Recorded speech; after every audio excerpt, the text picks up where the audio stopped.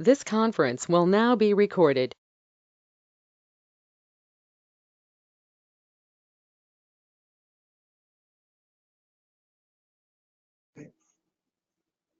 Good afternoon, everyone. This is Leila Hernandez with American University School of Communication, and welcome to another episode of SOC Masterclass. Before we get into the presentation, I would like to go over some introductory information to get everyone acclimated with the platform that we're using. This webinar is automatically muted, so your interface with us will be the chat box. My first question is, can everyone hear me? If you can hear me, please type yes in the chat box. And I'm going to type that in case someone can't hear me. Can you? Oh, good. I love it when the yeses start rolling in.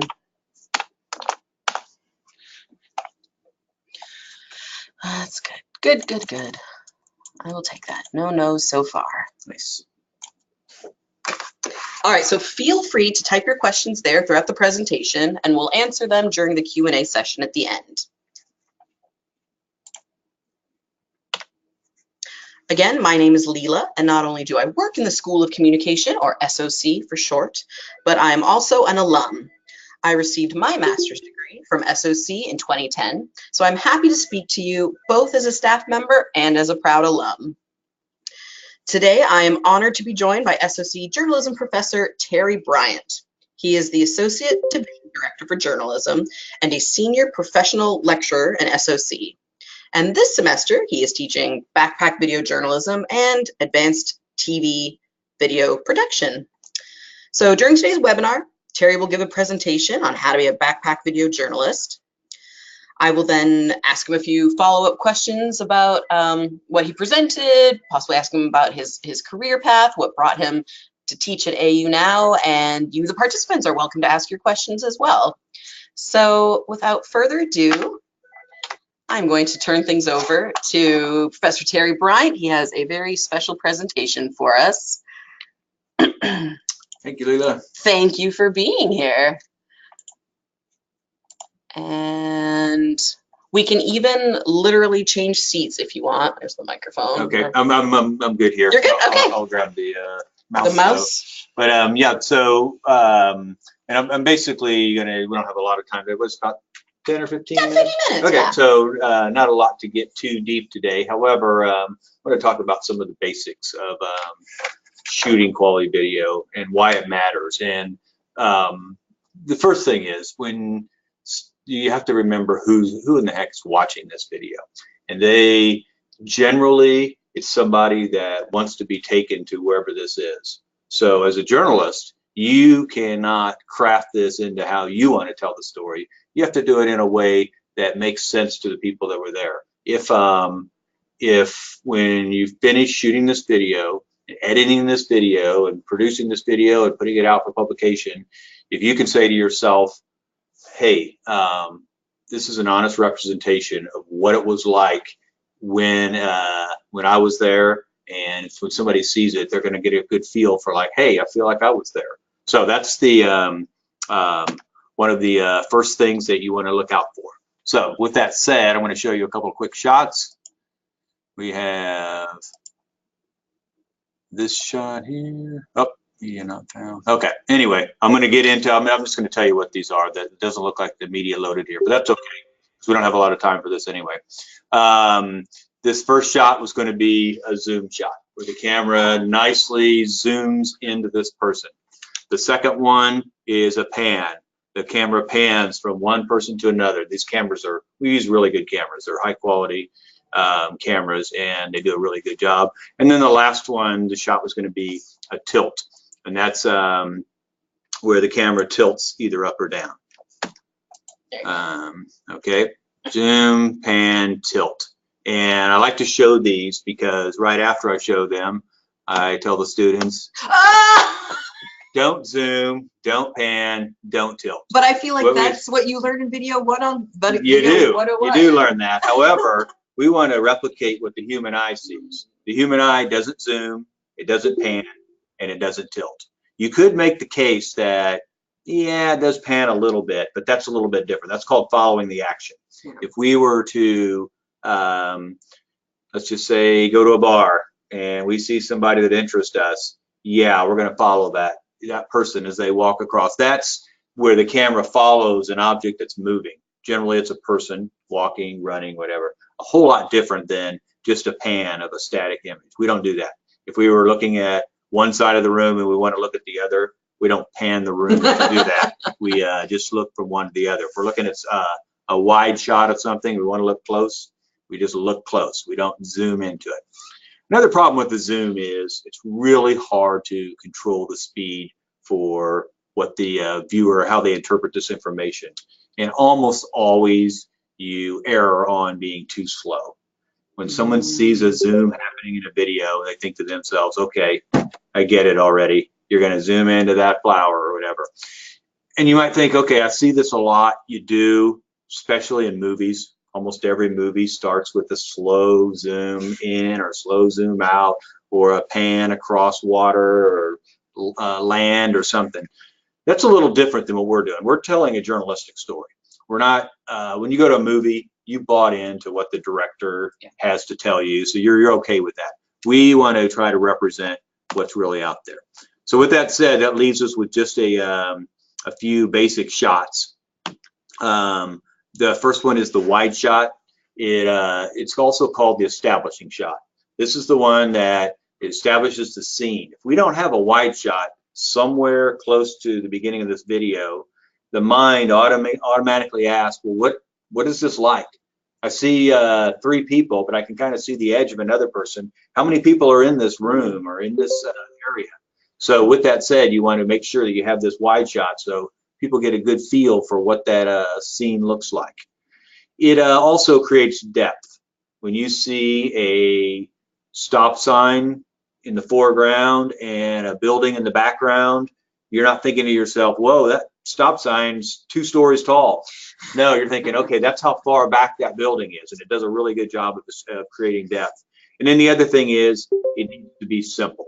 If there's too much going on, when we first see the first picture in a video we're watching, doesn't matter if it's on YouTube or somewhere on the internet or whatever, your eyes automatically start scanning the scene to try to take everything in.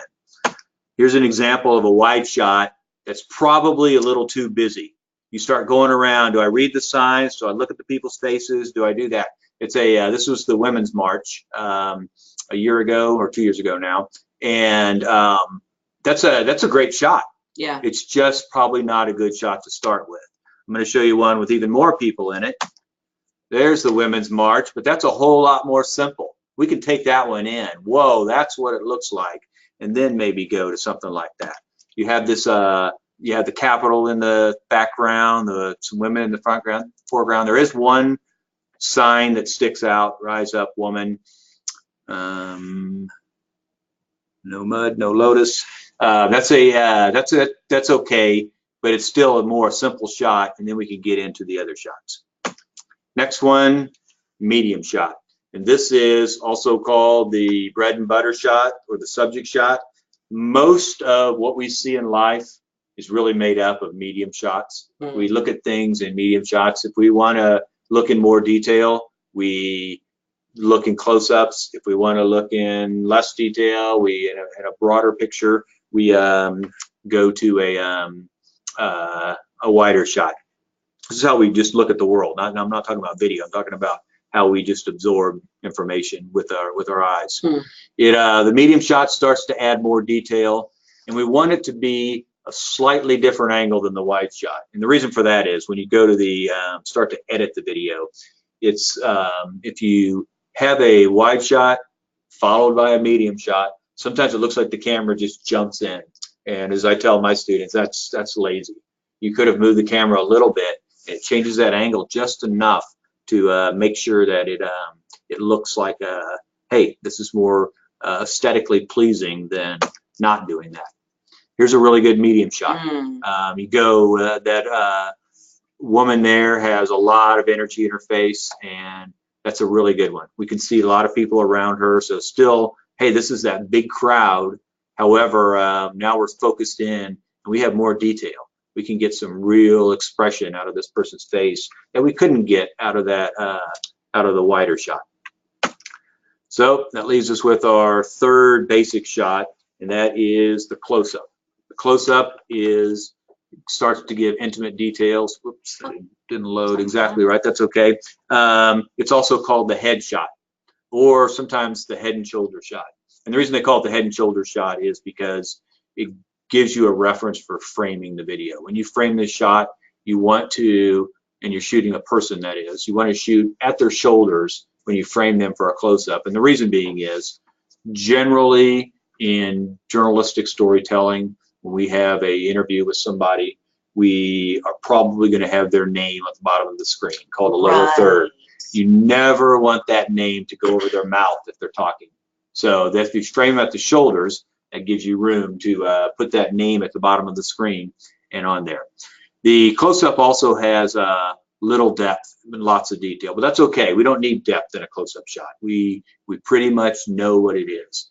It actually does have a little some depth to it, but it's in a different way. The way, if you shoot it correctly, the way the depth is the background of a close-up shot is out of focus, right? And it automatically draws you to the part of the frame that is in focus. So if you shoot it correctly, it will still have its own kind of manufactured depth. Here's a really good close-up. So this is the same Women's March, and a lot going on there.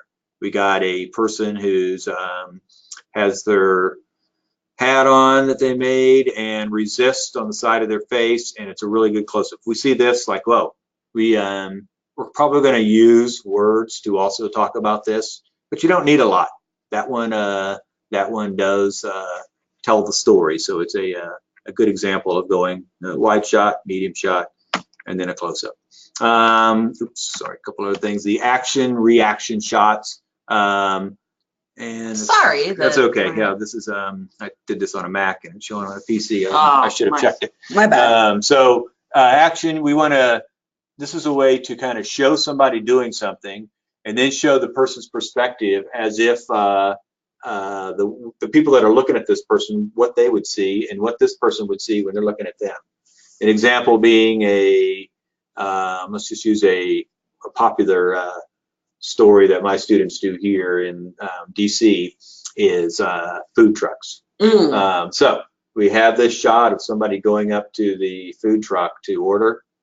We need a shot from inside the food truck looking out at that person. So we would see what it would be, this action versus the reaction. And my students know that you don't go to a food truck or a restaurant or a convenience store or whatever without getting behind the counter and shooting some shots that show that reaction, because it's really great storytelling. Sometimes you forget about that when you're out and shooting videos, like, oh, I got this person doing that, and you forget to, hey, let's get the other side of that. There is a shot, the extreme close-up. 99% of the video that we shoot, you're not going to use the extreme close-up. It's a way to show the viewer something that's not normally seen. I have had some students that have done some great extreme close-ups. Did a student that did a story on the Zika virus and had a great shot of a mosquito. It was a couple years ago, some new chip came out for cell phones, and somebody took the back off the cell phone and showed, just how small this new chip is. And another one that someone did was a story on LASIK surgery, and had this extreme close-up of the eyeball that we don't normally see. Like that. Ooh. That is a great shot if we're doing a story about eyes. That is not a good shot if the story doesn't include something about that. So that's an example of a extreme close-up. We never get that close to somebody. However, the cameras do a really good job of getting there if needed. The couple other things I'll talk about, and then we'll kind of open it up to a question. When you're shooting video, the idea is to have every shot match up. If somebody didn't know any better, they're gonna, and this happens at the network level, at the local news level, someone doesn't know any better, they're gonna think that, well, they had lots of cameras covering this. It's one camera with a lot of different shots putting them together. However, things happen. You get a medium shot of a person and they have their hand in the air. You go to get the close-up, you move the camera a little like I asked you to do, you go to get the close-up and their hand's no longer in the air. If you were to edit those two shots together, they don't match up. So we need what's called a cutaway shot, and that is any shot that's related to the action, but it's not part of the action. So if this person was lecturing, we would get a shot. A cutaway shot would be the people that are paying attention to this lecture or not paying attention, and it's used to avoid the jump cut. The jump cut is the shot that is a jump cut is when a shot doesn't match up, and we always want, if possible, we always want the shots to match up in there. I could go on, or we can stop. Give me one more. Give me one more. So anyway, we want to make sure that we shoot plenty of cutaways. Is cutaway another word for B-roll? Yeah, well, all of it's B-roll. Anything that's not an interview is B-roll. But yeah, it's a form of B-roll. Another good example of a cutaway is if you were to do a story on rising or falling gas prices. You go to a gas station and you're trying to get a sequence of somebody pumping gas. Well, next thing you know, when you moved your camera and got the next shot, now the shots aren't matching up anymore. A good cutaway shot would be the price of gas. So we could show that, and then we can go back in. And another great thing about the cutaway is if we see a shot of somebody that's one location and then the next shot they're at another one, that's an obvious jump cut.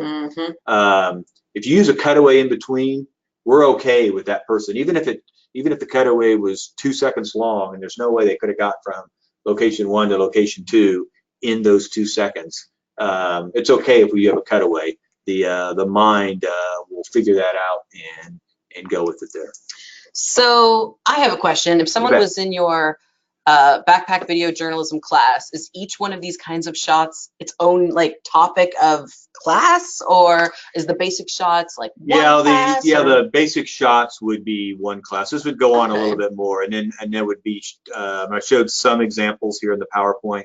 We would show a lot more examples, but this is the going through each of these shots is generally one class. Nice. And you know, we can always feel free to go back if there's something that you wanted to add. If anyone has questions for Professor Bryant, feel free to type them. I've got my own questions for him. Actually, before I even get into that first question, no, I wrote them in order for a reason. Here's why I wanted to like jump topic. I worked at a local TV news station in Austin, Texas. Nice. News 8 Austin. It was like a 24-hour local news station. I worked there for 6 months as a master control operator. And that's when I learned I do not have the stomach like for news. I'm not a hard news person. Just murder and car accidents. I just have one of those sensitive souls that just can't take it in. How do people who work in TV news, because it's very visual, and self-care for a career, how did you do it? Well, first of all, good for you that does affect you. Sometimes it's surprising to me on the amount of people that doesn't affect, but you get a little jaded. When you interview somebody, there's usually, even if they don't think they do, they generally have an agenda, and you got to make sure that they're not trying to push this agenda. And then the other thing is, because there's a camera there, the first thing, you see it in their demeanor. It is, instead of just, I ask you a question and you just answer the question, that it's basically, what do I sound like? What do I look like? And they're thinking that the whole time. And so you try to comfort them, say, hey, it's just us talking, don't worry about the camera and all this. You're making me feel like I don't have that soul, but no, I know what you're talking about. We need journalists. But yeah, so it's tricky at first, especially when your first dead body and those things. However, you get accustomed to it, and the part that keeps you coming back is you're doing somebody good. A grieving mother Oh my You know, God. it's hard to talk to that person. However, people get to see this, and people get to see that, you know, however this accident or death or whatever happened, you know, thank goodness that's news. If we get to the day where that's no longer news, that's a world we don't want to live in. So even though it's bad, that's actually a good thing. We don't want to report that all the planes landed at the airport safely today. You know, because no, it's if someone doesn't land, that is news. That should be the unexpected. And so that's one of the things that you know, it's always the good for humanity in the long run, even if it is bad news. Yeah, you're right. And even if, you know, someone else is watching that news story of that grieving mother, that interview you got, that footage that you got, maybe it helps them or someone else who's going through something like that. Right. Yeah. I'm glad you do what you do, Terry, and I'm glad that that all journalists have. Well, okay. So last April, you took 8 students in your advanced television production class to Puerto Rico to cover the aftermath of Hurricane Maria. And I can send this PowerPoint to everyone who RSVP'd for this event because that links you to the news story about it. How did you get the idea to do that? And how did you make it work logistically? Taking your students to like the State Department briefing room is something different than taking your students to Puerto Rico. Yeah. Well, logistically, a lot of good people here at American University in the School of Communication made it happen. The idea was, it was kind of funny. I was, you're familiar with Google Flights. I was Googling, and in Google Flights, you can put in a location. And one of the suggested ones that came up was Caribbean. And I just clicked it. And then I saw that there were flights to Puerto Rico from Dulles, which is close by, and they were direct flights, and it was $220 round trip, really cheap. Wow. Yeah. So the next kid didn't even thought, you know, that'd be cool, you know, to see Puerto Rico, not for the class or anything, just for myself or my family. And the next day, there was this story about this group that in Puerto Rico that helps journalists on the ground there get stories.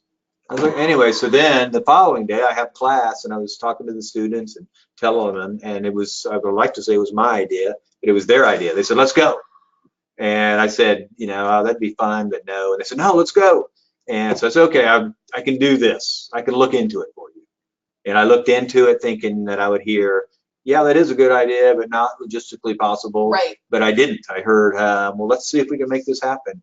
And wheels got in motion, and next thing you know, we're going. We did. It was a really quick trip. The students have an all-day class on Thursday. We left Thursday morning and flew back home Sunday. Wow. So yeah, Thursday, Friday, Saturday, Sunday, and we're back here, and did a lot of good reporting while we're down there, and had a good time too. That's fantastic. Is there one of these stories from the story on the SOC website that you want to show? Do you want to show even the one that you can show some of that. It's 3 minutes, but you'll get a feel for if you watch this. We'll do like, it has audio, right?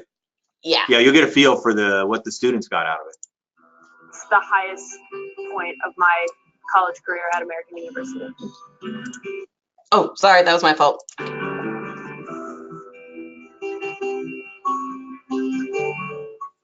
On the other side of that mountain, a resort where Hurricane Maria looks like a distant memory. We're here at the Capitol building in San Juan, Puerto Rico, where students express their outrage. Residents 1 hour south of San Juan still do not have power 7 months after Hurricane Maria. Tell us your name and spell it out. Roberto Leo. Right. This clinic that we're in today, Los Paseos. Yesterday we had a power outage to put the entire island out for the first time since the hurricane. What's the status on restoring power today? It honestly is one of the greatest experiences of my time at AU. When they come, it's these generators. I left there wishing I had 10 more days to keep going. It almost was kind of painful for me leaving because I wish that we were able to tell more stories and interview more of the people that really are just suffering in hardship down there. This trip was absolutely pertinent to realizing how much I loved being an SOC, working with people here, having the opportunities that we do. It's essential to being able to take everything I've learned and use all my skills to give back to the school and be able to try and produce something of great material and worth. That's fantastic. I can see those students like Yeah, going on to be right. reporters. Yeah, they did get a lot out of that. Fantastic. So about a little bit about you. I'm always curious about Okay. journalists and how people get to be where they are. You worked as a reporter, a videographer, a meteorologist, and sports anchor at TV stations in Kansas, Mississippi, and California from 1985 to 1997. How did you get into the TV news business? The real story? Yeah. All right. Going to college, I, like a lot of people, did high school journalism. Oh, you knew you liked journalism in high school. Liked it, not loved it. Okay. So I'm going to college and I need to pick a major. And you asked me the honest story, so here it goes. I love honesty, Terry. Okay, so I said, I just thought to myself, what would be a good major where I could meet girls? And I was like, oh, what about TV?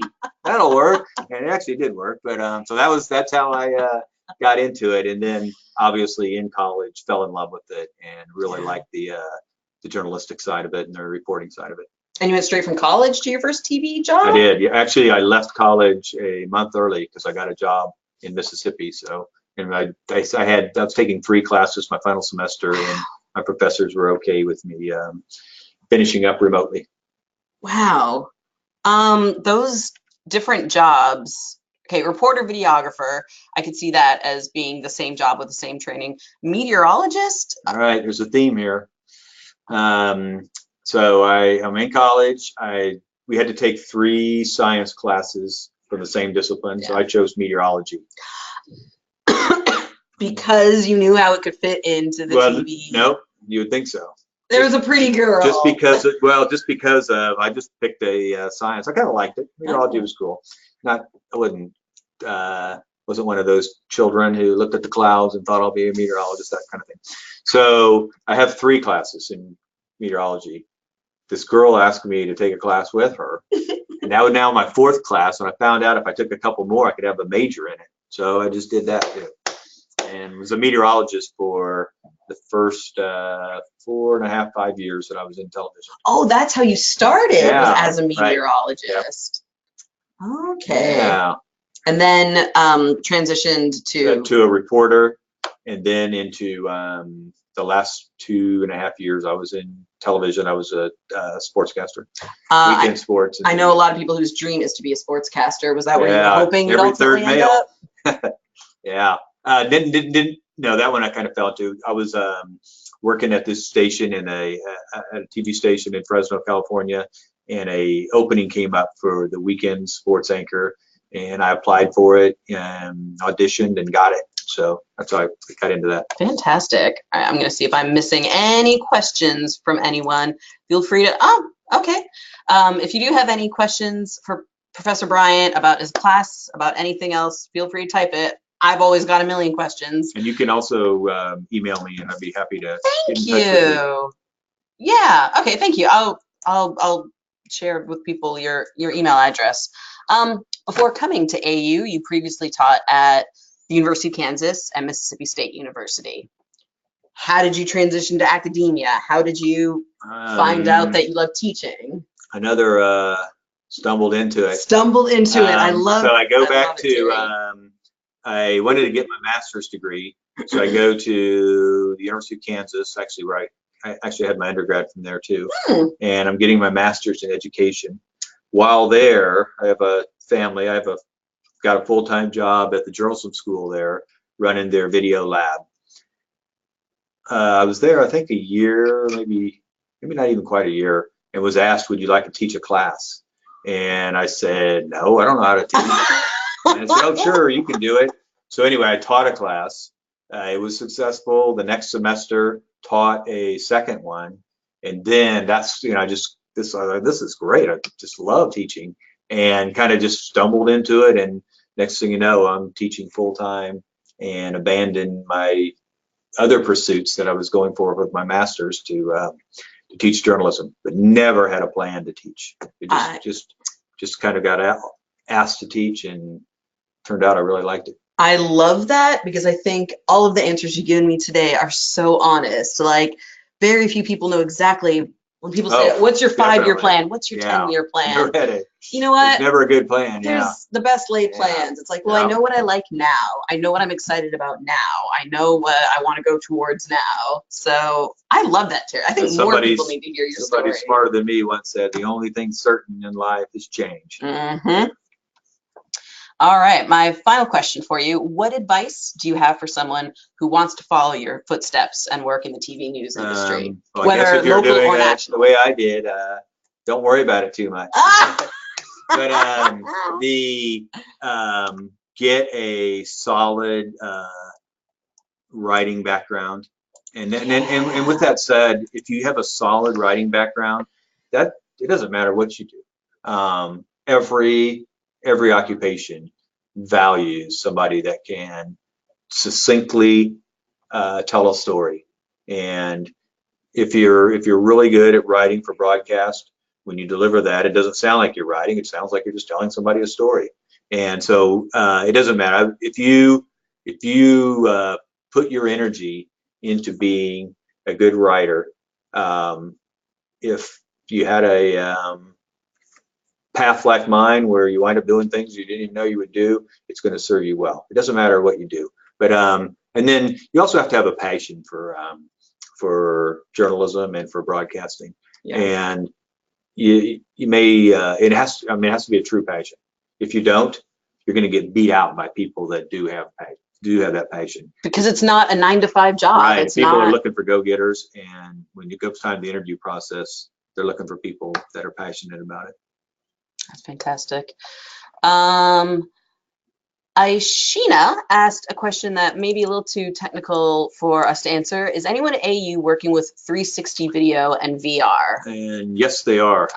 Jeremiah Patterson is. He's our, really? Yeah, he teaches a AR VR class, and they also use 360 video, drone video, and it's a fabulous class. I think the class, I may be wrong on this, but I think the class is called Storytelling with Emerging Media. Wow. Yeah, it's a fantastic class. I know in AU's Game Lab, they're doing things with AR, VR, but maybe more for games and interactivity than for news. But and it is in its infancy stage in journalism. But yeah, definitely available here, and the students that take that class love it. That's wonderful.